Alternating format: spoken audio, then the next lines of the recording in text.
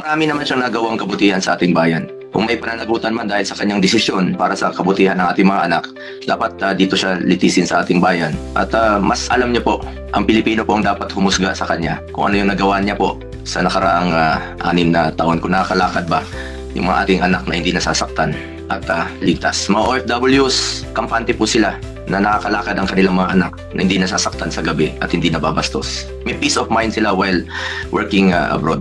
Sa huli, bagamat doon na si Tatay Digong ng buong tapang ay hinaharap ang kasong isinampa sa kanya tulad ng kanyang paulit-ulit na ipinangako, after 23 days mukhang hindi pa rin natatapos ang lungkot na nararamdaman ng taong bayan na naulila dahil sa nawalan sila ng taong tinuring nating tatay. At hanggang ngayon, hindi pa rin nakakawis Tatay Digong, hindi pa rin ninyo nabibigyan ng klarong eksplanasyon kung bakit kailangan humantong sa sitwasyon na ganito. Meron naman tayong working judicial system, panagutin sa ating sariling korte, pero nangyari pa rin ang hindi dapat mangyari.